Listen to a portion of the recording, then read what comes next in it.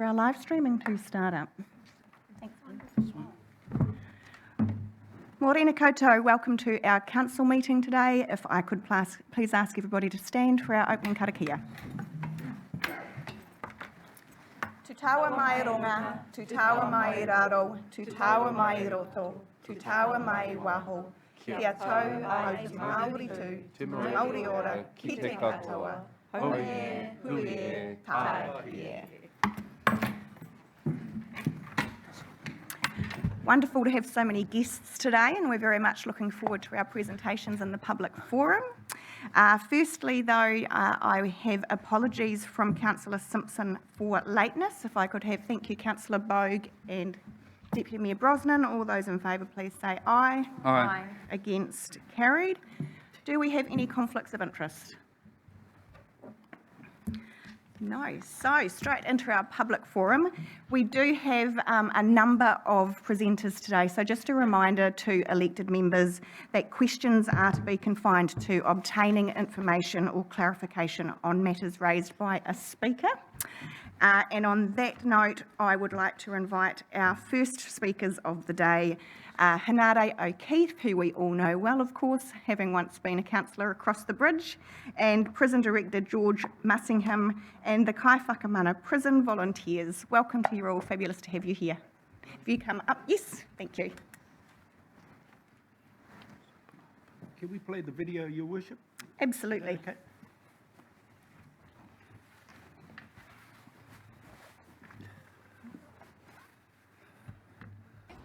We're off to Turangi for Kaiwhakamana and we're excited. Oh, yeah.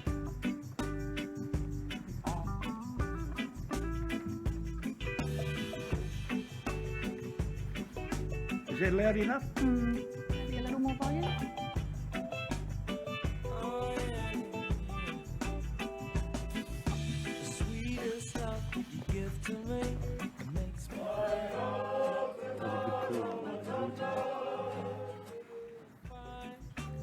Every little word that you say to me keeps my heart on time. Red blood flowing like a rough raptor when you want me alive. Ain't no doubt 'cause it's plain to see. You set us so.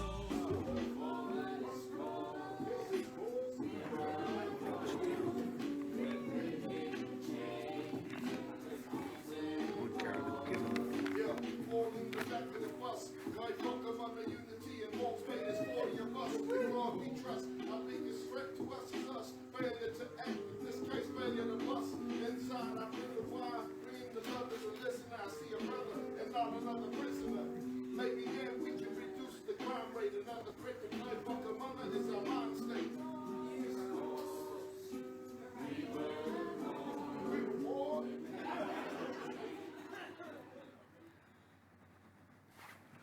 So apologies, we couldn't get the volume higher for some audio interference or something apparently, but I think that was still gave us the message we needed. Kia ora tātou ngā mihi whakatau e te rangatira o tēnei whare. Mihi mai whakatau mai. Me ngā kaimahi, tēnā koe e te koro matua. Mihi mai whakatau mai, tēnā rā tāta katoa. E te haukainga, te rangatira, te kaimahi o tēnei rōpu. Mihi mai whakatau mai. Just very brief, we're not going to monopolise your ears for far too long. But just very briefly, that video you just watched was a retreat that these beautiful, beautiful people dressed in pink. We went to a retreat at Turangi, and these are volunteers who have given of their time, their space. They've made personal sacrifices, and their role, it's a powerful, influential role. They have the ability to go into any prison, anywhere in the country, at almost any time. The only other person that can do that is the Minister for Corrections, Calvin Davis. Not even the prison directors, such as George, can go from one prison to the other. So it's a very influential role. And to have people such as his caliber, of course, you know Pastor Michael Nahuka, who was made a knight just recently here. I'm exaggerating that a little bit, folks. So that's what Kaiwhakamana is all about. What we're here today to spread the gospel that is Kaiwhakamana. We go into the prisons. We're not social workers, we're not psychologists, We go because we care. We have caring, benevolent, green stone hearts. We don't go in there to give any guarantees, but we go in there with an empathetic, sympathetic, loving, caring heart. You cannot legislate that. You cannot put that into a KPI and output. So that's our self-inflicted mandate. And so what I'm suggesting is we need your support. We need your support. God forbid that residents of Ahuriri would be domiciled as a guest of Her Majesty's government, but we know that is the case. And so we need your support to go in there and help salvage some souls to make a difference. So I'm not going to speak for too long. I just want to read this out. This reminds me of my wife, actually. It's written by one of my favourite authors, George Bernard Shaw. And then I'm going to hand the time over to George, and then following that, we're going to break into a magnificent rendition of Tu Tiro Mai Ngā Iwi. So this is lovely. I think it's beautiful. And it basically illustrates the hearts of these people sitting behind you. It goes, "This is the true joy in life. The being used for a purpose considered by yourself as mighty. The being a force of nature instead of a feverish, selfish little claw of all ailments and grievances, complaining that the world will not devote itself to making you happy. I'm of the opinion that my life, our life, belongs to the whole community. And while I live, it is our privilege to do for it whatever we can. We want to be thoroughly used up when we die, for the harder we work, the more we live. We rejoice in life for its own sake. Life is no brief candle to us. It's a sort of splendid torch that we've got a hold of for the moment, and we want to make it burn as brightly as possible before handing it on to future generations. I pray tell that God Almighty will allow that to resonate for time and all eternity within your hearts. It is indeed now my pleasure to bring to the podium Mr. George Massingham, the Director of the Hawke's Bay Regional Prison. Kia ora, brother. Kia ora. It's a bit difficult to follow that, but I'll give it a go. Sorry, George, if I could just ask you to speak into the microphone. Thank you. Prior to COVID, we had 4 people who would regularly come into the prison and offer the services under the banner of Kaiwhakamana. So Kaiwhakamana is around a volunteer cultural support network. There are things, I've got 450 staff, but there are things that we cannot achieve. There is the bring in the heart, the love and stuff like that we cannot achieve by ourselves. There's a stigma by wearing blue inside the prison. These guys come in our uniform, our newly created bright pink uniform, so they stand out. They're not scared to wear bright pink wandering through some of the hardest people New Zealand's got. They come in with a different agenda. What we've got now is approximately 30 people who are doing that routinely. So we're going through an induction phase. What you saw down in Turangi was the retreat was around making sure they're all aligned. They're in it for the right reasons. They're doing it under the guidance of making a better community. Now, the prison, traditionally from a Napier side, it's a Hastings prison. Sadly, it's not. We take anybody who comes through the door. Our predominant area, catchment area, is all the way up into Tairāwhiti, all the way down to about Dannevirke and across to the hills. So we are a large catchment area. What we've got at the moment with those 30 volunteers who are coming in are predominantly from Hastings. But actually the social network, the connections that need to be made need to be everywhere in New Zealand. That's why they have free access to any prison in New Zealand at any time. And as Henare says, I don't have that, but these guys do. Because they come in to look after the people I'm charged with caring for. So what we're trying to do is, first of all, a bit of advertising to say that this is actually out there. We need people from everywhere to join in. And it doesn't matter where you've come from, what you believe in, what you do. It's about being able to offer somebody some hope. Give them an opportunity, and some of it will be quite intense, people unraveling themselves, tears, all the way through to turning up to support somebody at a graduation. but it's providing a level of support and love and care that, as a community, we hope everybody gets, but we also know they don't get. Henare is the ambassador. We're the only prison with an ambassador. You may have noticed we've stolen the name from his previous role in Hastings. But it's around that. Henare is a great salesman. He brings people with him. Doors open when he's around because of who he is, the manner he holds. And we're trying to use that as an influence to say, we are out there. We need your help. Every single person who is in prison will get out, regardless. Do you want them better or do you want them bitter? We want better. I need your help to help the community get better. Isn't he a good man? Isn't he? He's a good man, this man. Kia ora. We're going to sing a Waiata, so we're putting the mana back in the pink. That's what we're doing. I'll tell everyone we're putting the mana back in the pink. So when we walk in there, they see the pink top, immediately they're at ease. Immediately. And that's not an exaggeration. Thank you for those kind words, George, but you could say, oh, come on. You could say equally the same thing about everybody here. When you're written. Right in their faces, come on. If you know this Waiata, join in, please. If you know the actions, even better.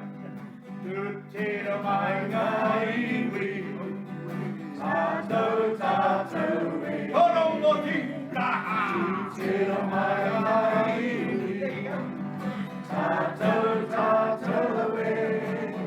Mai a te maramatanga, me te aroha e ngā iwi, ki ako tapatai, ki ako taia. Tato, tato, you are my sunshine, my only sunshine. You make me happy when skies are gray. Amen. You never know, dear, how much I love you. I'll be your name, our sun.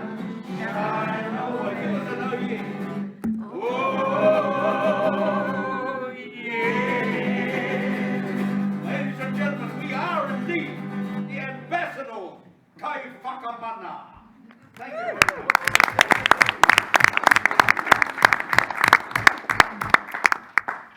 I will invite councillors to ask any questions, but before I do that, thank you so much. I think we need to have you as a standing agenda item. Great way to start our council meeting. So I guess I'm hearing that your primary request to us is to spread the word and help you build your volunteer base. Is that essentially what you're asking for from us? Yep. So we've got volunteers and we've got Kaiwhakamana. They are not necessarily one and the same, but there's opportunities for everybody. So some of it is, if you can read and you can help somebody read, come and do that. If you just want to talk to somebody, do that. If you just want to come and be part of the furniture, there's a place for you too. Because ultimately, each one of those people come back into the community. And whatever you can do to help, we can help you achieve that. Fabulous. Just to add to that, Koromatua, is there are police checks. Okay, there are police checks regardless of your race, your creed, your colour, your status in life, and then those names go to Wellington and they come back, and I think we got everybody through, eh, brother? Yep. I think so. Yeah. Cool. Thank you. Councillor Bogue. Thank you so much, gentlemen, and your team. That was fabulous. Henare, is it a faith-based service? I'm just curious about that. No, it's not. That's my own individual choice. And we have some here that are evangelical. We have some that aren't. So that's a choice. But I hear where you're going. We're not going in there to ram the gospel down people's throats. It's more by your actions. You know, there's many forms of preaching. One of them is walk the damn talk. Yeah. Does that answer your question, councillor? If you want to come in from a volunteer in a religious way, we can do that too. Doesn't matter what religion, there will be somebody inside who needs your support. Deputy Mayor Brosnan. Kia ora, thank you for your presentation. It was amazing to hear what you're doing in the prisons. Question from me, how do people get in touch or get involved if they would like to? Contact one of us two. If it's Kaiwhakamana, you're that way. If it's everybody else, come via us. We're available 24/7. He's available 24/7. We know you are too, Henare. So we may actually need, well, I'm sure we've got them actually. Our governance team will have contact details for you in Yep. case we are contacted by people that want to get in touch with you. Well, we can send the generic type stuff out to you, so you've got that as well. Fantastic. Councillor Crown. Thank you, through the Mayor. Just quickly, kia ora to both of you and to your rōpū. It's been beautiful to have you guys here this morning.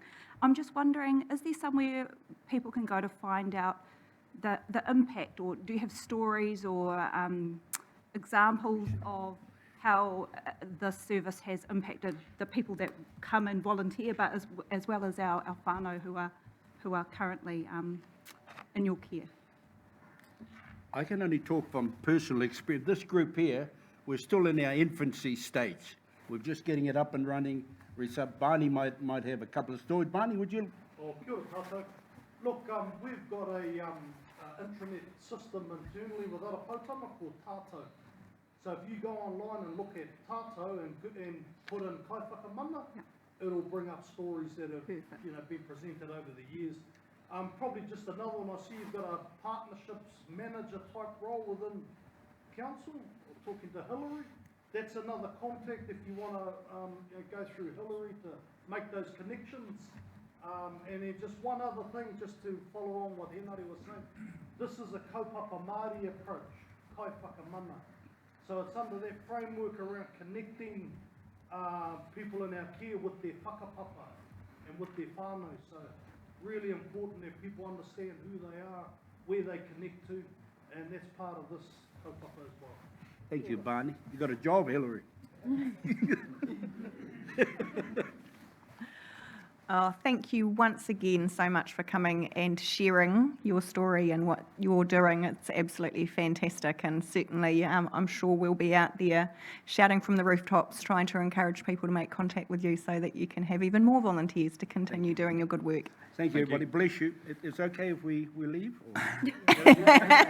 Absolutely. Thank you so much. Thank you. God bless. Thank you. Have a lovely day.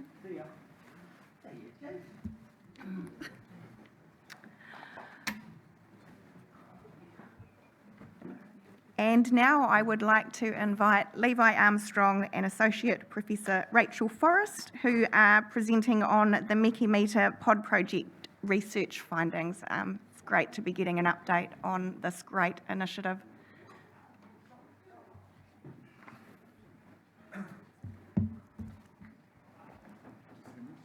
I don't know that I want to follow that one.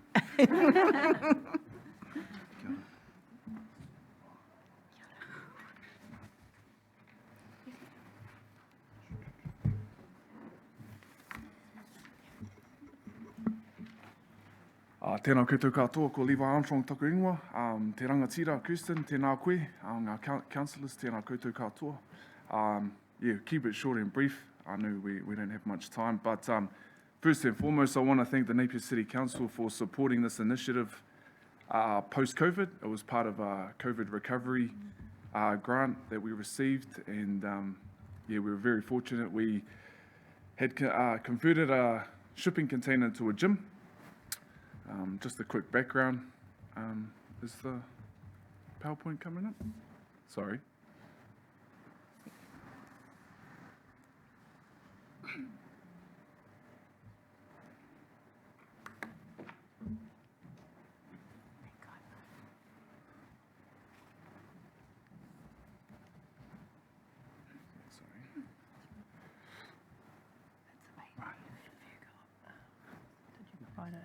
It was up before, yeah.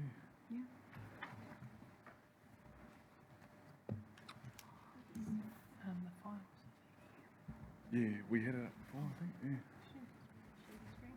Was it, You got it here? So this is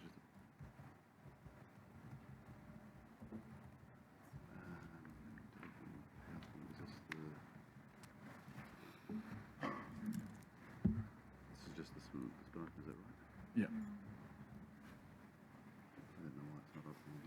for me?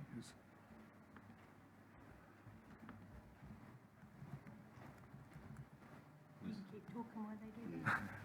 Or we might have to have a workout. No. We're not doing here. But yeah, just quickly, the background of this project has come about through the costing of leasing buildings in Napier was quite, it was getting quite horrendous, and so we decided to convert a container into a gym. It started off in Wellington, we brought it up here to Napier. It sat on Marine Parade for 2 months before moving it into Marae Nui, where it's been ever since. Upon that, and I'm touching on, you guys are talking about impact and what kind of impact you're having, so we decided to connect back up with EIT. As a former student, Rachel's been a supervisor, cracking the whip on me over the last few years, and we decided to apply for a HRC grant, and I want to thank Sally for supporting us with a support letter, which helped us get this HRC grant. The main focus was to understand what the pod could achieve in a community like Marae Nui. So once again, going reconnecting with Rachael. Here we go. Awesome. Cheers, guys. Thank you. Your beautiful wife just came in. Oh, the boss. Sweet as. So some images are not coming through, but it's all right. Our research team consisted of Rachael, myself, my wife, Dana, Maria Pearson, and Fiona Cram, who's a predominant kaupapa Māori researcher. And this is where I hand it over to the professor. Levi's the charismatic one. I was hoping he'd do it all. So the Meke initiative is an initiative created by Māori for Māori with Māori, and it brought together 3 different kaupapa that Levi and his wife have been integral in creating, and that was Patu, which is a healthy lifestyle program, the Meke Meter, which is a wellbeing tool that takes a snapshot of a person's hauora, their health and wellbeing at a particular time, and the Dominus, which was the gym that Levi's talking about that was created in a container. So all of those came together into one initiative, the Meke initiative, and with the support of council, that was moved into the heart of Marae Nui and became a hub of whanaungatanga and a catalyst for a lot of wonderful things to happen, which Levi will talk about soon. But my role in this was to work alongside the community and Levi and the team, and do a bit of research and wrap it around. And basically, it just involved a lot of conversations, a lot of kōrero, and we used an appreciative inquiry approach, which meant we looked for the strengths. We weren't looking for weaknesses. We were looking for strengths and looking for ways and solutions within the community to reinforce and empower the community to help themselves. And so the Meke initiative provided a catalyst, like I said, a way to connect people. It brought whanaungatanga back to the Marae Nui community, and some of the people said it's got the old vibe back. Okay, it acted like a, urban marae, if you will. So we did 17 one-on-one interviews. We had 9 focus groups, and those focus groups were quite big. We had 54 anonymous feedback forms, and we did the data analysis on all of that. So Levi's been very good and put all the numbers in the go you. And did thematic analysis. So just look for those themes that were coming through, and you can see them up there on the slide. And the things you might expect if whanaungatanga is the key. Friendliness, welcoming, motivational, non-judgmental, all those things that we know intrinsically are important to every single person. So it was about bringing out those qualities that were already there within the community and giving people a way to access the mana that was already there. So the appreciative inquiry looks at several things: existing positives, possible improvements. It's all about co-construction and, importantly, sustainability. So as a researcher and as a researcher who's done a lot of work with health interventions, it's really sad because often, while the research funding's there, the intervention's there, and as soon as the research funding's gone, it's not in the community anymore, so you leave a big gap and a big hole. Doesn't matter how great the research said it was, when the money's gone, that's it.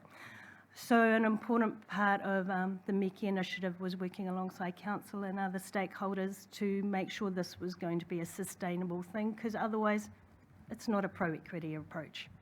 It's let's give you something and then take it away. So that's not cool.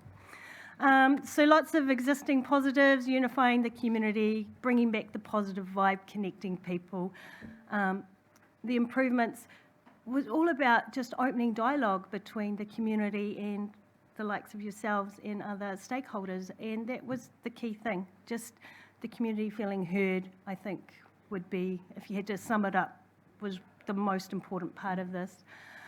Co-construction, just working with things that were already in the community. For example, if you went to the, and Vicky's in our audience, if you went to the Marae Nui Learning Centre a few years back, it would have been a dull place. Now it's a thriving centre of the community, and that's part of a ripple effect due to the Meke initiative being there. And like I said, sustainability is really important. And I've talked way too much. Back to Levi. No, you're all good at it, Rach. That was the mockers team. I love this quote: "If you can't measure it, you can't improve it." So, yeah, part of this journey as well. We were fortunate enough that myself and my wife completed our masters, and with distinction, I might add. They did great. But I don't think we would have done it without the whānau in the community. So getting the voice and bringing the voice of our whānau behind us to the table and letting them be heard. We might talk about the mental attributes and improvements of well-being, but also the physical well-being. So these are some of the biggest brothers I know around who have been a part of the kaupapa over the last few years. A lot of our tamariki as well, they're now walking around doing press-ups instead of beating each other up, which has been massive to see.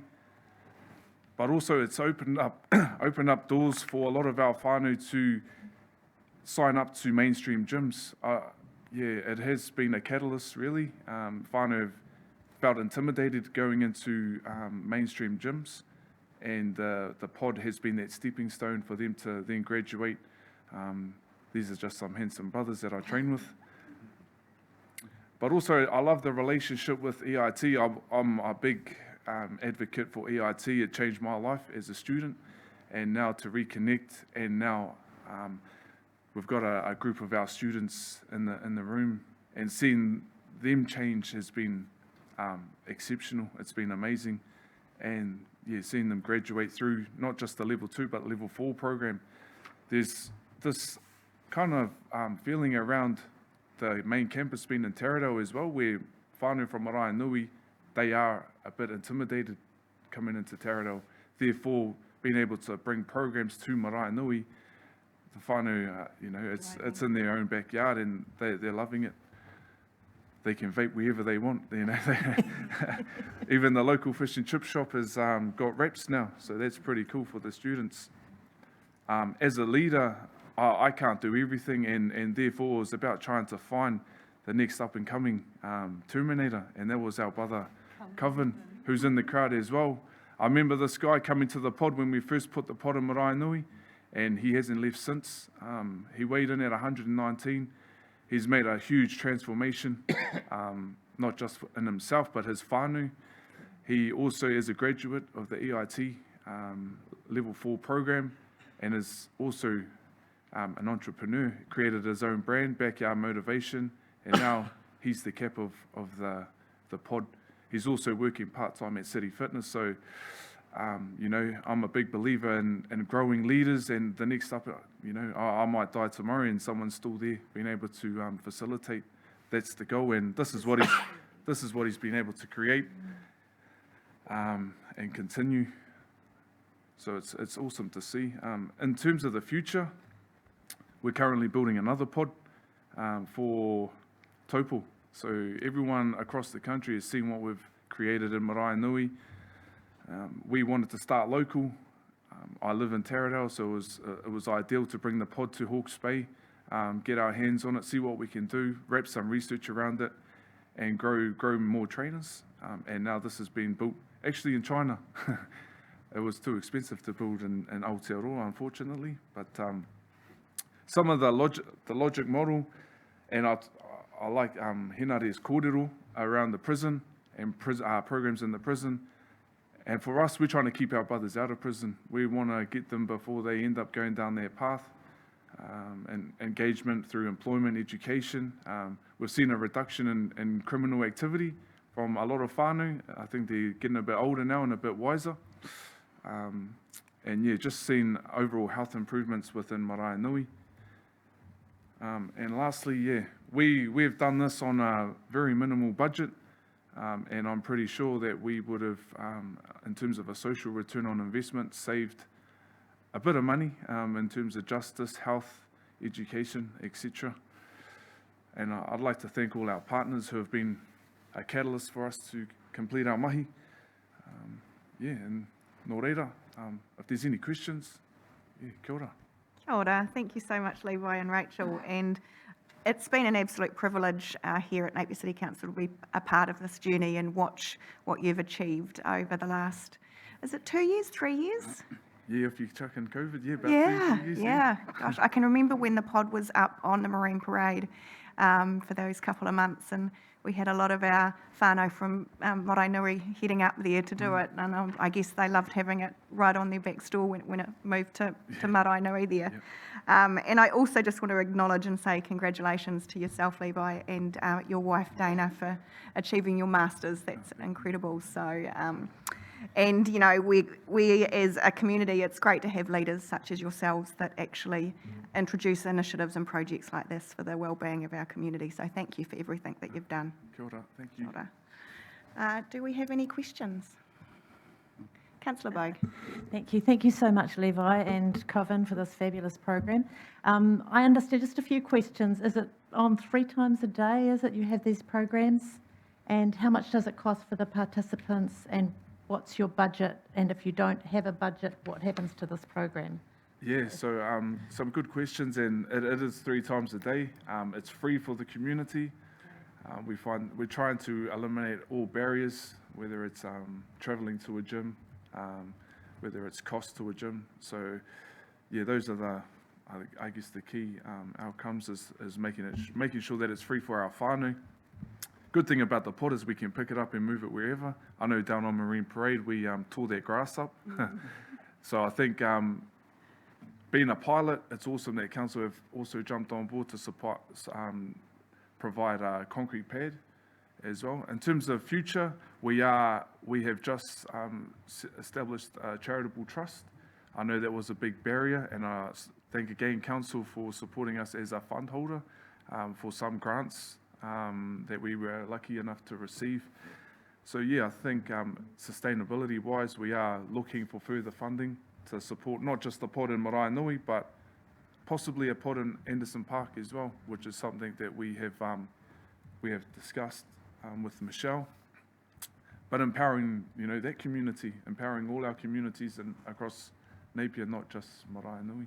So kia ora, yeah. Kia ora. Any further questions? Thank you once again. Great to have you here today, and wishing you all the best with the future plans that you have. Thank you. Thank you. Kia ora. Kia ora.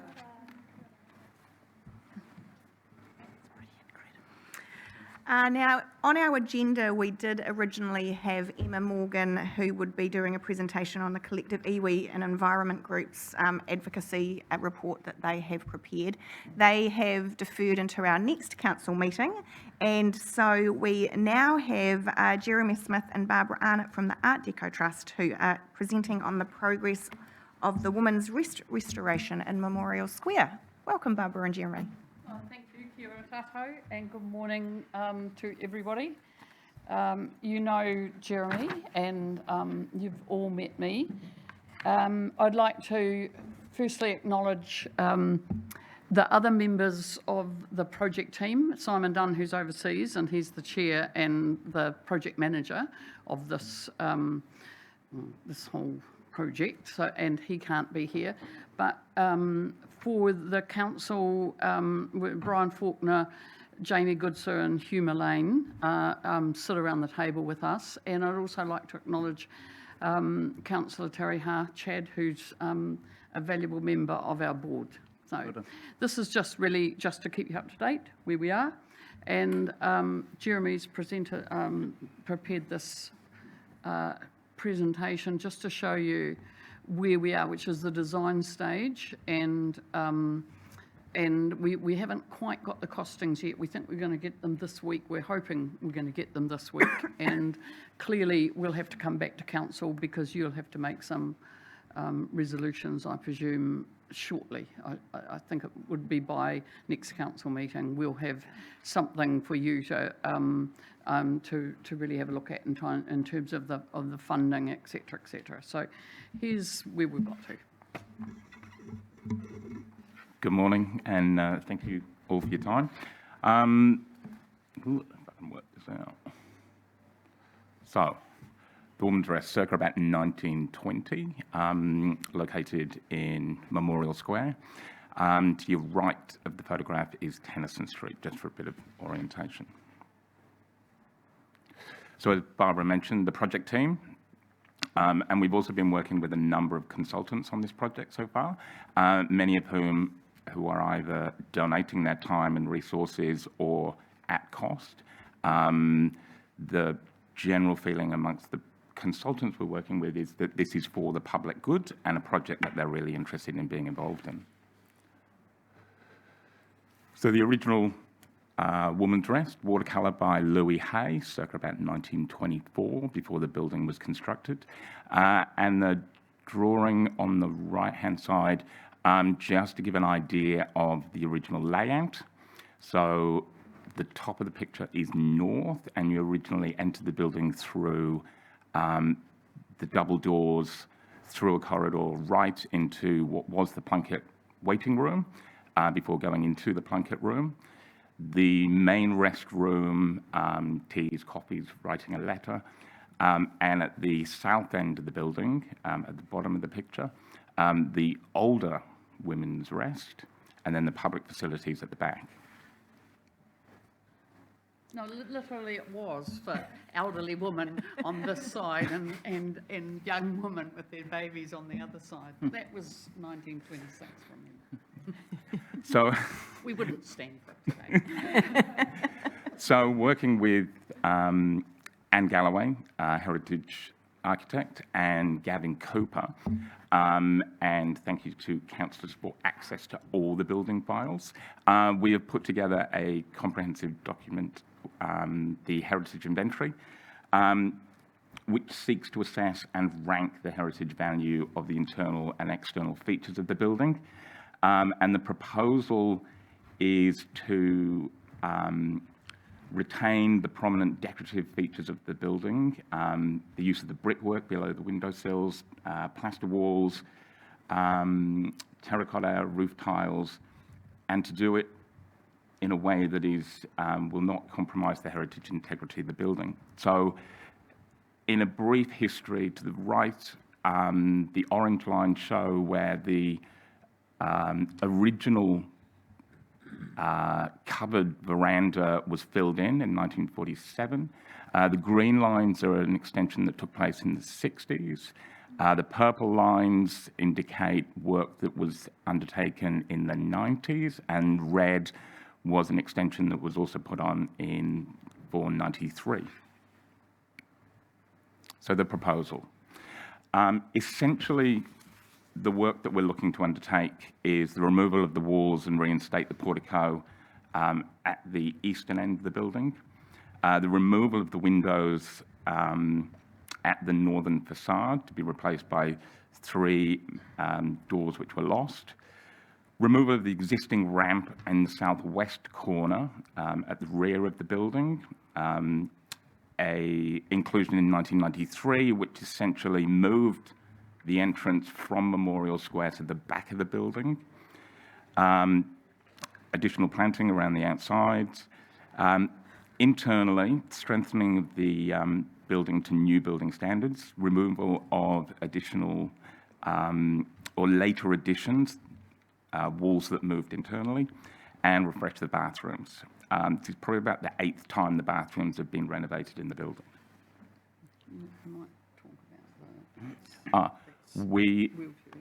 Probably the most significant part is work around this side of the building, which is basically to create accessible entrances both to the southeast and northeast corners of the building, and internally access would be completely flat, so everyone has the opportunity to go through the same doors. And viewed from Tennyson Street, I include the snapshot of the building in its current form. The set of windows at the front would be removed, reinstating of the planter boxes which enclose that veranda. And again, both sides of the building would be accessible for everyone. So internally, these circles correspond to work undertaken internally. As mentioned, the portico would be reinstated, and the addition of 87, which was for Citizen Advice Bureau, would essentially be removed. The yellow section is the installation of a new entrance platform. Red is the conversion of the existing bathrooms into 4 fully accessible bathrooms, and the removal of a wall that was installed in the 1980s. So the configuration of the building, 3D, and I should say these form a part of a set of plans which Gavin has constructed, which comprehensive detail plumbing, drainage, the roofing aspects, like it's extraordinarily detailed. But essentially, 3 public spaces, the main restroom with the purple chairs, seating for between 70 and 90 people. The room with the 3 tables in it, potential for a 40-seat theatre-style room, or tables and chairs, or in the case of receptions, you could remove all the tables and chairs so you have access for anything really. And then a welcome desk, which is the room that comes off the external platform. The proposal also includes office space at the rear of the building for the Art Deco Trust. All of this work so far has got us to the point where we have just submitted a resource consent to Council that has the endorsement of Heritage New Zealand and Historic Places. As Barbara mentioned, we are still waiting for costings on the project, so there's much more work to do. But that's essentially where the proposal is up to. Thank you very much. Great to have an update on the progress that you've made. And obviously, we were really excited when you originally approached us to work in partnership with you to restore this building and make it the new home of the Art Deco Trust. So pleased to see that you're working alongside our team and progressing this, and alongside those other members of our community who are generously donating their time. It's great to hear about that. And I would also like to acknowledge Simon Dunn, because I know that he's been quite a pivotal part of this as well. I hope he's having a holiday, is he? He's away on, oh, good.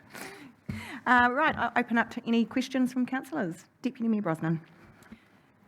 Thank you, Barbara and Jeremy, for your presentation. It's fabulous to see the progress, and I know these things can take a bit of time, so it's great to see all the steps that you've been working through. One of the things I was interested in just getting a bit of commentary from you on is, obviously we know this is a war memorial building as well, and its heritage, is obviously quite pivotal to the work that you're doing. So in terms of public access, and just wondering what the public can expect from the building, because we're obviously really excited about returning it back to community use, and you guys are a not-for-profit, and we all know what the Art Deco Trust's, kaupapa is around protecting those heritage matters for Napier, but just a little bit of commentary around how important that memorial status is as it goes through as well. Yeah, I mean, Jeremy might comment on this too, but clearly very important. And we would, you might have noticed that the area is totally divided into public space and then just one private space, which will be offices at the back on the western end, and another small space for volunteers on that side as well, and everything else is publicly accessible, sort of thing. So we would expect. I mean, I've just gone around and given an update to all the businesses in Clive Square, and we'll do the same with our RSA, Napier and Taradale RSA, to let them know where we're at. But we see this is a war memorial, and we're protecting it as it is a war memorial, and the architect Gavin and Anne Galloway, the heritage architect, understand that absolutely to the core. So we would see it used on high days and holidays, and for the RSAs, especially on Anzac days and those sorts of days. It's right beside the cenotaph. Why wouldn't we open it and use it on those days, for cups of tea and that sort of thing, for people who can't get to the RSA or choose not to, etc., etc. So we've continued to talk to Heratonga Women's Centre and National Council of Women. I know National Council of Women are not here in Hawke's Bay anymore, but there's so many public uses that we can make of this when Art Deco are not using it. And Art Deco will use it intensively over the hospitality and tourism months, December, January, February, March. But like right now, Art Deco's closed at Havas too, isn't it? Yeah. And so, there's plenty of opportunities for the public to buy into this and to have that. And I have to say that when we sent it was just a one-page letter around to the businesses in Clive Square. It was very well received. They cannot wait to have this place occupied by people. Yes. Yeah. And I would just add to that, the current relationships that we and organisations we work with, when our theatres are not currently in use at 7 Tennyson Street, and they include the Napier City Pilot Project, Restorative Justice, Historic Places Hawke's Bay. A number of my volunteers are now hosting meetings in there for their groups. So the intent is we would grow and develop what that looks like in this particular facility, so it is used by the public.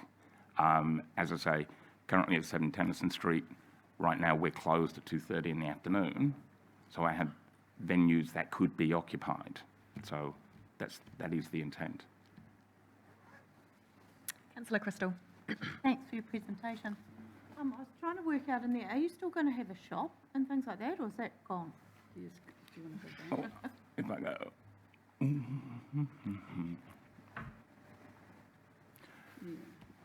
So, have you got that on your screen?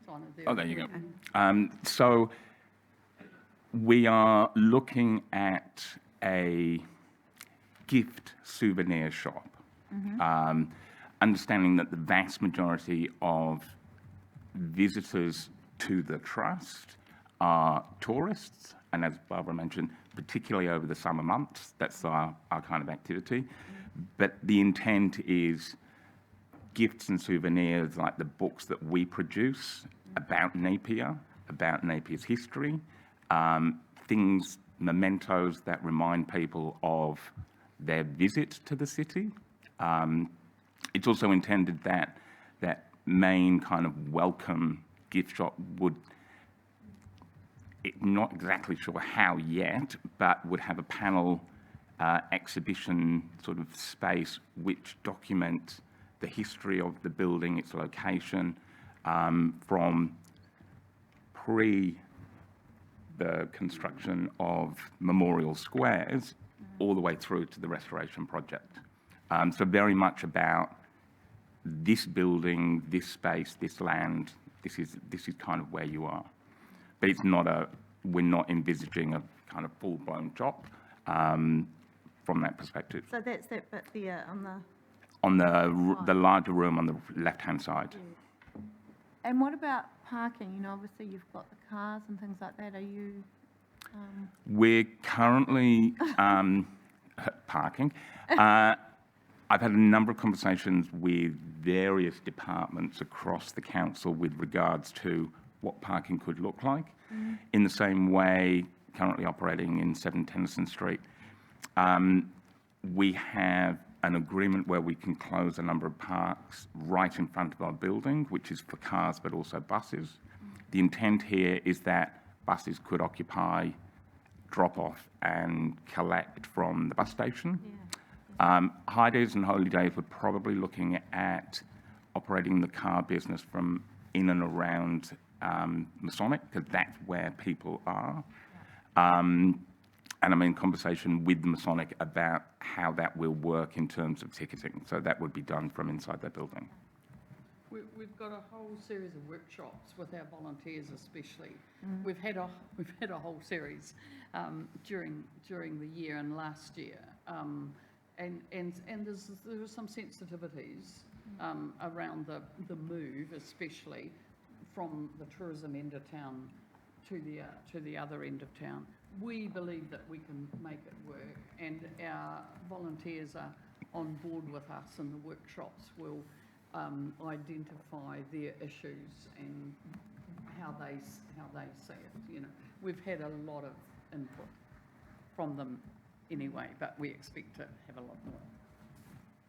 Thank you. Any further questions? Councillor McGrath. Good morning, team. How are we looking at timeframes? When are you looking to open? I'll answer that because I'm glass half full. May next year. Awesome. Let me hold you to it. Jeremy's cringing. Great. We'll see when the resource consent to the building. Then come back. Just a second question there. Have you got seating for up to 90? Have you got the facility in there to feed and water them, cater for them? Yes. Yep. Yes. I mean, it's envisaged, it would probably be set up for like 60 people, which is essentially, you know, a bus load or a small meeting. The room, and it's a bit hard to tell on the plan, but the entrance lobby area between that and the room with the purple chairs in it is a kitchen, and it's envisaged that that would be, or have the facilities to be able to cope. It's not envisaged as a kind of dining room kitchen, rather refreshments, that kind of thing. Yep. Just to confirm, is that start of May or the end of May? You don't need to answer that. He would say the end, I'll say the start. Thank you, Barbara. Thank you, Jeremy, so much. Really good to get an update and hear how things are going along. Thank you. Great. Thanks for the opportunity. Thank you. Thank you. And moving into our last presenters in our public forum today, Ian McSherry and Warren Ulusele, I hope I've pronounced that correctly, probably haven't, from the Department of Internal Affairs, who are going to present on the Resource Management Act reform and Three Waters reform. Welcome.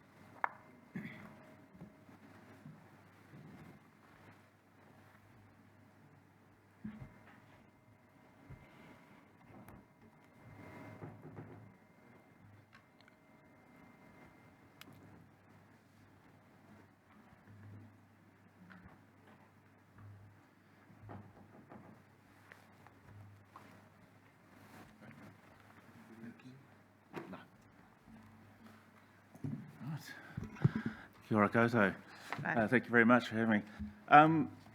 My name's Warren Ulusele. I'm a Partnership Director in the Local Government Branch at the Department of Internal Affairs.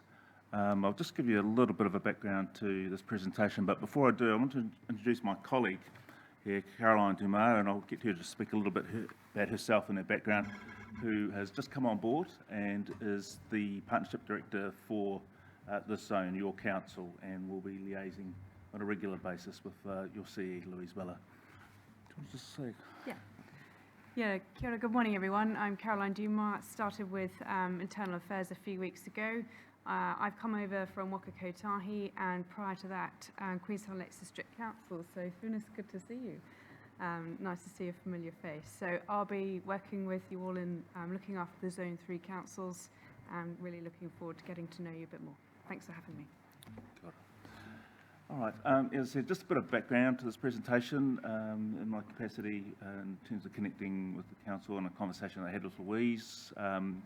I have responsibility for urban development and housing lead for the Minister of Local Government, and in that capacity have been heavily involved with DA's input into the resource management reforms. So just thought it would be a good opportunity to give you a little bit of an update on where we're at. MFE is the lead agency for those reforms. We have been working very closely with them, but I just want to sort of talk you through where we're prioritising in our conversations with the Minister and the aspects of the reforms that he would like us to focus on through that local government lens with DA's portfolio responsibility. So just a couple of short slides, and very keen if you have any questions to answer those. As I said, short presentation. I'll just talk about the timeline so you can understand where things are at in terms of that process, then the areas of focus with DIA, and I'll give you some examples of how we are working with MFE in this space. Just very quickly, a bit of a reminder, the RM reforms has three components. I'm primarily focusing on the first two, which are the Natural and Built Environments Act and the Spatial Planning Act. The Spatial Planning Act being a new piece of legislation which will formalise spatial planning at a regional level, and the Natural and Built Environments Act is essentially the replacement of the RMA that we all know, and their district plan responsibilities will be undertaken under that Act. So, in terms of the reform, very, very ambitious timeframes that we're all working to as public officials. Select Committee report is coming back in late June, so we will see the response there in terms of the submissions that have been made and additional work that has been undertaken. Looking at the Committee of the Whole in August, potentially early or mid-August, and enactment in this term of government. So just a reminder that the House rises last sitting day is 31st of August. That is incredibly tight. It's allowing for probably about 3 days for the third reading. And if it takes any longer than that, then it's really going to put some pressure on.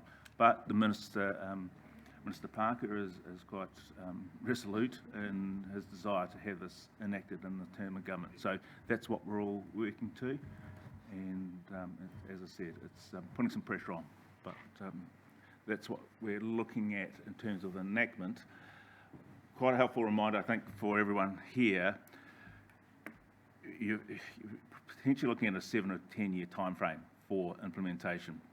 So it's quite drawn out, and quite an important point about that is that it's intended to be, you essentially, well, it's not phased in. So what you'll have is a process where you're operating under the RMA system for that period until that plan, the plans under the NBA have got to their final state and essentially ready to be operational, which is all the consultation, etc.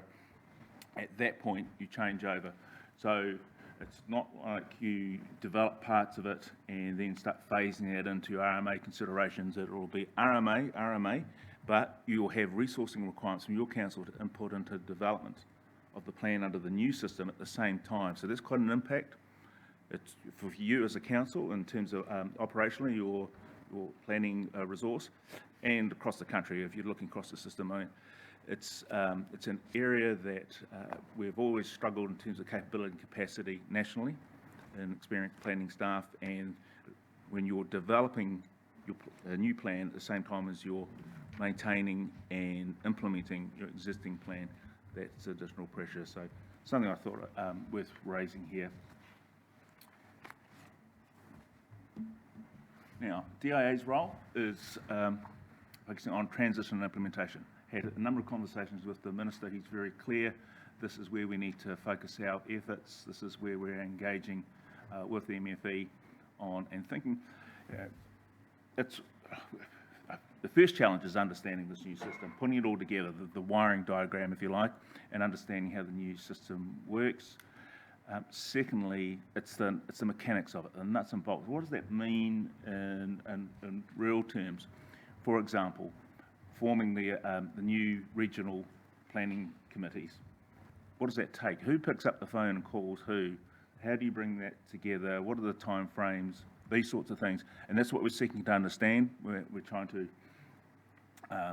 work with local government to understand what the challenges might be, take that into the centre, ensure that that's discussed, thought about, and then ensuring that we understand council's roles, the way that council can support the system, but also the implementation of that system is done in a way that actually is a bit more realistic and can be successful in implementation.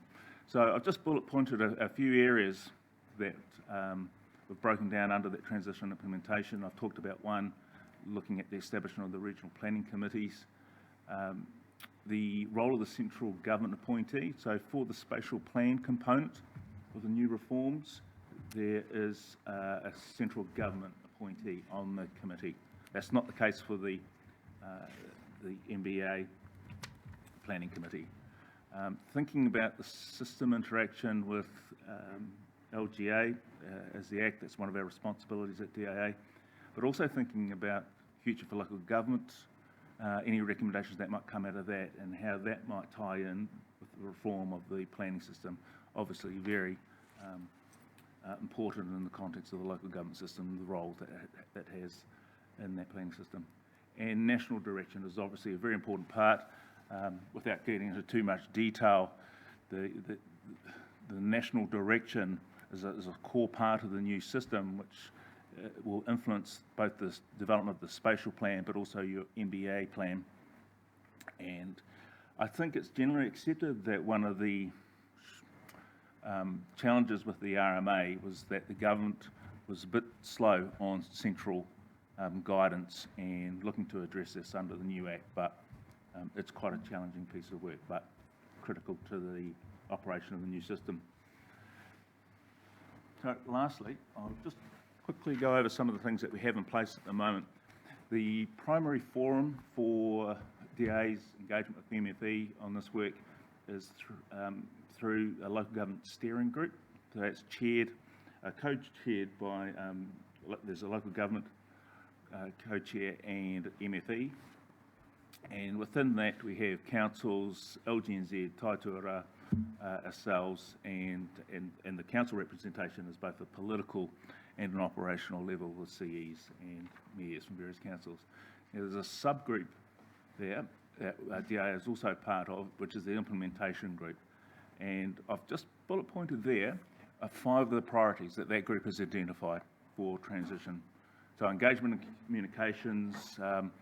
In my travels around the country, I talked to a number of councils, and it's fair to say that the awareness of this new planning system and the impacts that it has for council is quite varied.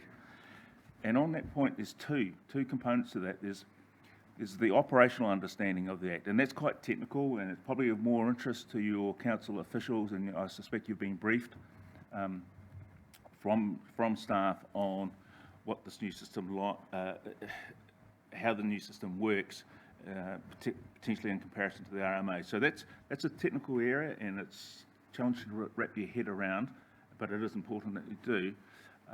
But more importantly, it's the impact of the new planning system on your role as councillors, which is critical. How you see the role you play in your community and lead placemaking and things like that, and understanding what this new system, how this new system will impact on that role. And that's where I think there's a really important governance conversation to be held there and thought about in light of the new reforms and how they will play out in practice. So that first bullet point is around getting more information out, getting more conversation going with councils, and again, led by MFE, with support from the parties there that you've got the graphics there in the bottom right-hand corner. The Regional Planning Committee guidance, I've spoken about that in the focus for us, but importantly also the process for appointment of Māori iwi Hapu representatives on the Planning Committee and how you might work with local government. I'll just wrap up, I've got 2 more bullet points, we'll jump into the questions. Capacity and capability, I mentioned that before, a really serious issue nationally, and thinking about how we might support them in that area. Transition planning, the dual systems that I've mentioned, and lastly the digital enablement, looking at a new system, quite an ambitious piece of work, and I just want to sort of manage expectations here. It would be fantastic if this resulted in a new system that could be applied nationally. There'd be significant efficiencies from a system perspective if that were possible, but quite costly, and legacy systems, things like that, there's just some immense challenges to work through there, but it's been investigated and thought about, and again, led by MFE, in conjunction with local government partners. So that's it. So just want to quickly race through, and if you have any questions, happy to take them. Thank you. Did I see the Deputy Mayor out of corner of my eye? Yes. Kia ora, thank you, through your worship. Hi, I'm Annette. I just had a question as you were going through around the regional planning guidance. So you, I'm sure, are familiar that we have quite a unique situation here with the Hawke's Bay Regional Planning Act. I think it was 2015. There's been a signal, the last briefing we had was there'd been a signal from the Minister that they were not looking to touch that piece of legislation, I suppose, and so that puts us in an interesting position nationally around how we form this separate regional planning committee. I suppose I'm looking for a bit of commentary around whether or not we have a pathway to finding a way through that. Is that still up being discussed? How does that work with your timeframes that we have that added complexity? Yeah. I just have to be careful here. I can't speak for MFE and I can't speak for Minister Parker, not my minister or agency, but the first step in implementation is the development of what they're calling model plans. So a number of, probably about 3 regions will go first, and this is for the spatial planning component. I understand that your region is one of the ones that is being considered. There's probably about half a dozen around the country that have put their hands up to at least be considered. The next step then is to investigate what that might involve, and as I said, get down to 3. The point being is that it's a bit of it's a test pilot, so working through how you might incorporate existing arrangements into the new system will be part of that conversation. So I guess I'm not dodging the question, but I think there's a lot more work to be done at what this looks like in practice, and there may be room for regional variation. But again, I just don't want to go too far into that and cross into MFEs. Yeah, no, I understand your position through you, Your Worship. I guess I was wondering, with your very tight timeframes, whether or not there would be time to work out those potential needs for regional discrepancies before legislation is enacted. It's largely formed, the legislation, and my understanding is that there has been scope for variation built into the legislation.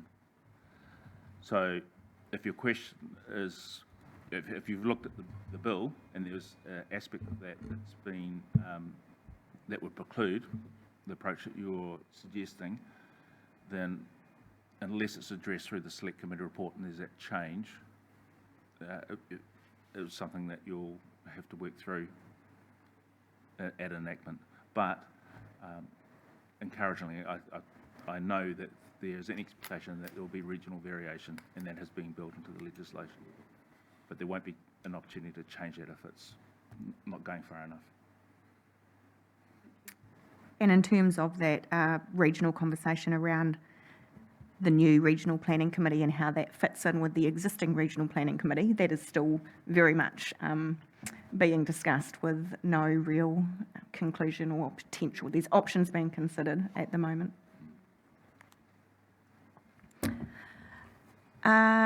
Warren, just wanting to clarify, I think you mentioned earlier in your presentation that there will be resource requirements from within councils for the development and implementation of the new legislation. Is that correct? Is that what I heard? Not so much the legislation, but the plans. Yes, sorry, that that's under what the I meant, legislation. yeah. Yeah. So there will be an expectation that councils will provide resourcing to do that, and will we be receiving additional funding to do that, or will we be expected to do that out of our existing budgets? The latter. So that's the secretariat that supports the regional committees. The regional committees will have an appointment from the council, from Māori iwi, and then the work that's undertaken in terms of developing the plans is supported by a secretariat that is resourced from the contributing councils and funded. That's the current expectation. So there will be external funding to support that? No. We will be expected to fund that. Right, excellent. Any further questions? Councillor Brown.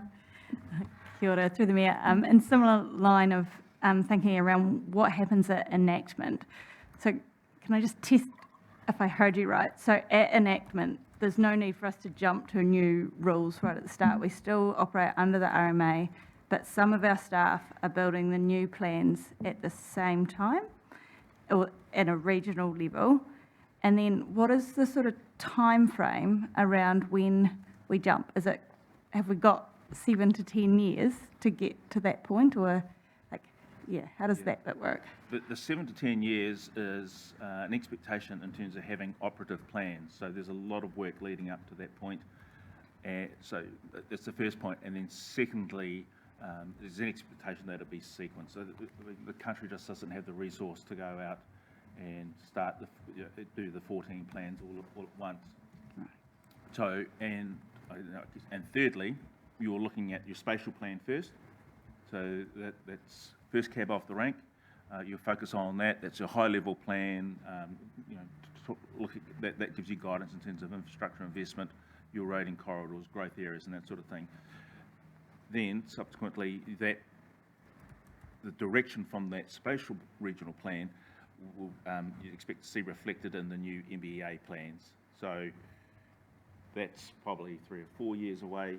So the important point is your district plans will remain relevant for a number of years, even if you're the first, one of the early councils to move, because you've got your spatial plan first and then your essentially replacement of your district plan to follow it. Right, thank you. Councillor Crystal and then Councillor Bogue, and then we may draw this to a close. I'm just conscious we are running significantly over time, but Councillor Crystal. Just, obviously you've mentioned it, but where do you think you're going to conjure up all these planners and things to do all the work? Because, it's a 4-year degree, and we've got 7 years. Is there a plan for this? There is ongoing work, and it is a priority for the implementation group. Advice has been sought. The sorts of things that have been thought about. I have a planning background, I sort of mentioned, so I'm well aware of this challenge. In planning, we've drawn quite heavily through immigration, particularly Australian and UK planners seem to be able to slot in reasonably well. Whether that's something that can be explored further. Also, something called sequencing of the plans. That's partially driven by the capacity issue. And then, training. Look, I know how hard it is for councils. That's hard without a reform going on. And you've probably already noticed that with the reforms taking place in terms of the policy phase, MFE have drawn quite a number out of the system that were probably previously working for councils. So we've heard that around the country. So sorry, I'm just restating the problem for you, but well aware of it. It's not easy, and this there will be a working group. Recognition of the problem is something, thank you. Councillor Bogue.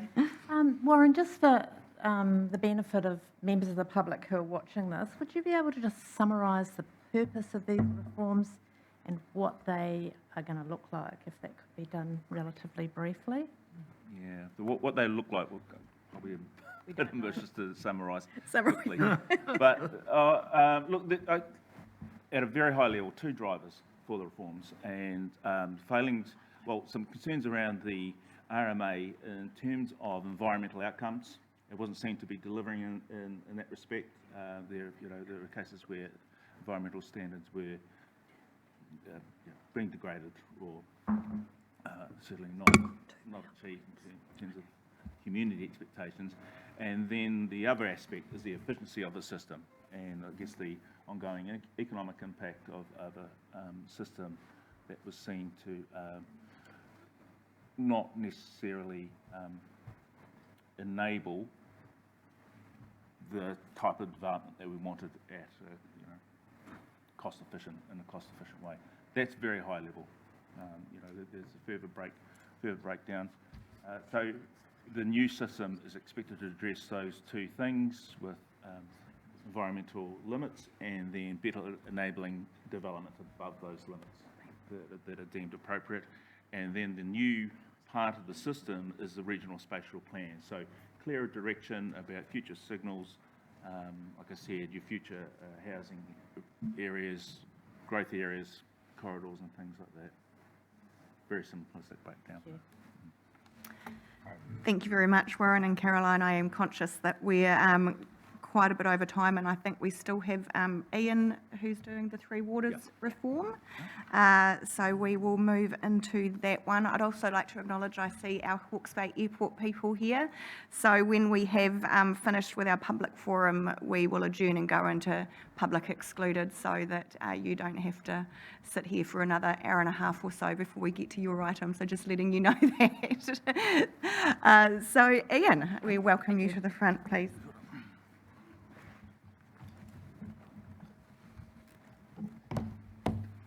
We're going to press over here.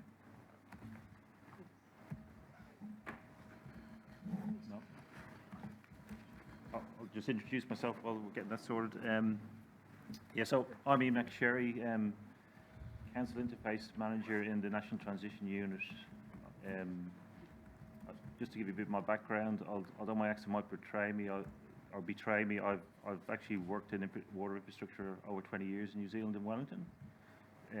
Previously, before I was in this role for Wellington Water, so I guess I'm fully cognizant of the challenges of delivering water 24/7, and so that just give you a bit of insight of my background.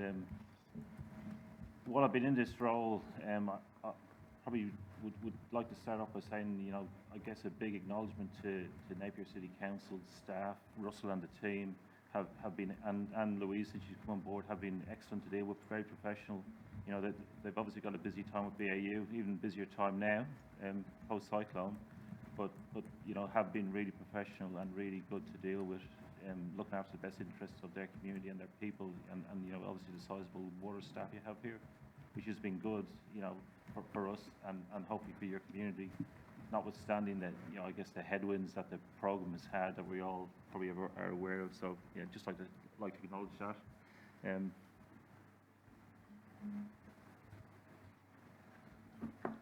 So I thought I'd just, I guess at the moment we are right in the midst, deep in the midst of the reset. But I thought I'd just briefly talk about why reform, then have a bit of a chat about the reset, and tell you as much information as currently available about where we're going in the future, if that makes sense. And then happy to have a chat and answer what questions I can at this time. Thank you.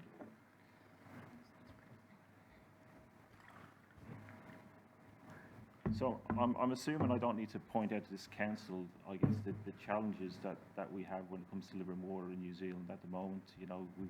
We've got, certainly in a lot of the country, we've got, aging infrastructure, a backlog of renewals. We've got growth in a lot of areas, and that's just today. You know, we've also got some big challenges coming pretty soon on the horizon when it comes to the need to be carbon neutral, carbon zero, but also, you know, meeting rising standards like the National Policy Statement for Freshwater water management that we, you know, have to meet by 2040 and things like this, you know. So it is a challenging space, and, you know, I think we all accept the status quo is not an option.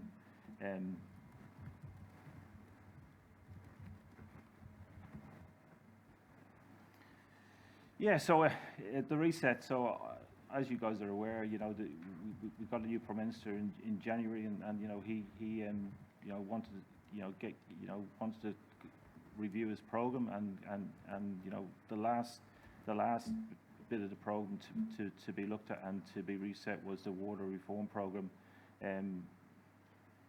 The Minister for Local Government came back in early April, 12th of April, with the reset proposal, and I guess, you know, you probably, I'm assuming you know a lot of this, but the key parts of it, I guess, are we've gone from 4 entities to 10 entities. So now you guys are kind of Hawke's Bay along with Gisborne as a standalone entity.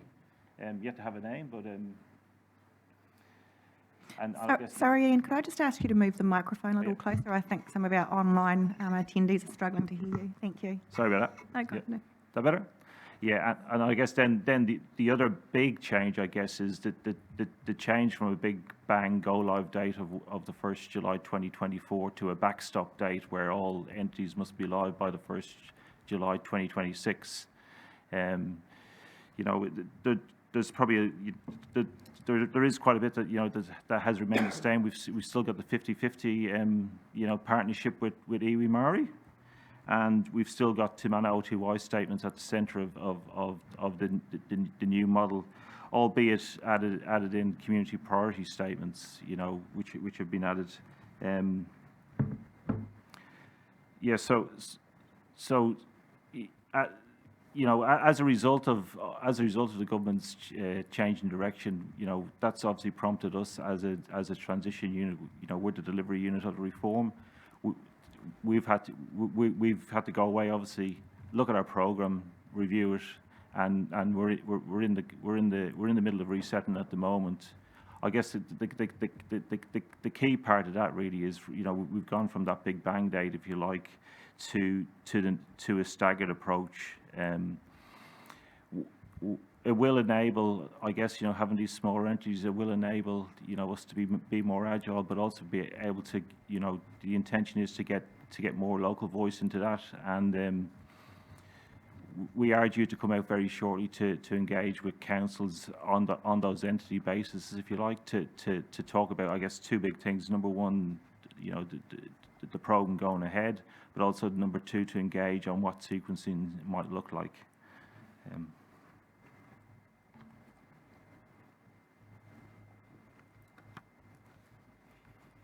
I know you're short of time, so I won't go through everything.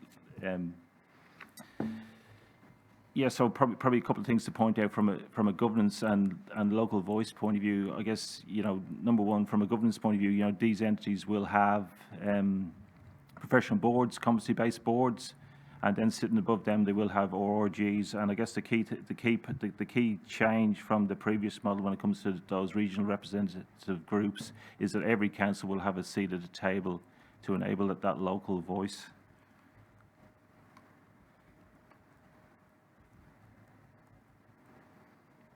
Yeah, so I guess there's a couple of big implications for councils out of the reset. Number one is, you know, the uncertainty that's created around LTPs. We are in the NTU working hard with the Office of the Auditor General, and, you know, there is enabling legislation, which we'll talk about a bit more later, on the way to give guidance to councils on how we need to do that. Because initially, you know, the direction was that, you know, from 2024, councils didn't and weren't required to allow for water in their LTP. So obviously there needs to be a change now with the delay in sequencing, and yeah. And I guess then the other big thing, you know, from a council point of view is the people impact. You know, the uncertainty the delay, you know, for people, you know, is challenging, I guess. And I guess all I can say at the moment on that is really, you know, our intention is to work hard with you know, your council and the other entity councils to you know, keep people involved, keep them up to date, and let them know what's happening. But you know, we do see it as a big risk, and we do want to do work on that. Yeah. So legislation, from the point of view of legislation, we obviously had the Water Services Entity Bill passed before Christmas, which, you know, enabled the setting up of 4 entities as it was at the time. We've currently got two bills in progress. They're actually due back to Select Committee today. The reports are, one is the Economic Regulation Bill, you know, which is, that customer economic regulation, and the second one is the Water Services Legislation Bill, which you know, has a lot of the detail about, you know, how the new system will work. I guess I can't say too much about them at the moment because I actually haven't seen them under parliamentary privilege. I'm looking forward to seeing them later today. But you know, obviously happy to come back later at a later time and talk in a bit more detail about that. But I guess the fourth piece of legislation likely to be introduced next week is the enabling legislation for the government change in policy, and part, you know, a couple of big parts of that, I guess, are how the sequencing of the entities work, like how that gets decided, but also the government have also asked for some advice on how they can keep some efficiencies in a 10-entity model, you know, and you know, the possibility of the entities working together. So you know, there should be some there will be you know, we'd like to see some of that next week, I guess. And then the other thing, obviously, the other thing I mentioned earlier is the, you know, guidance for councils on how they do their LTPs and details of some of those new mechanisms like the community, you know, priority statements and things like that. So, yeah, I guess we're all looking forward to seeing that next week. Probably without kind of giving away any state secrets, you know, from a sequencing point of view, and the minister has indicated this, that he does want to hear from councils on, you know, how they feel about that, you know, and I definitely encourage you guys as a council to you know, engage with your other councils to in the region to and you know, give the minister feedback on that. We will be coming out at the end of June to talk to your CE and the other CEs in the region about sequencing as well, and you know, at the end of that we will likely you know bring all the advice together and to give back to the minister. But also we obviously, you know, want to take on board council's advice, but we obviously have to make it work from a resourcing point of view of the whole of New Zealand, if you like. So that's critical from our point of view, I guess. I might finish there because, you know, obviously I want to allow you a bit of time for questions. So Thank you very much, Ian. I'll open up for any questions from councillors. Councillor Bogue. Thank you. I was wondering if this presentation could be sent to us, please. yeah, it's got a good overview of where we're at the moment. Obviously, there's a lot more information coming out over the next couple of weeks. So, yeah, happy to do that. Yeah, we'll get that uploaded on the hub, Councillor Bogue. Oh, thank you. Both of the presentations. Yeah, great. If there's no further questions, I'd thank you very much for your time, Ian. Appreciate you and Warren and Caroline for coming and joining us today. Thank you. Thank you.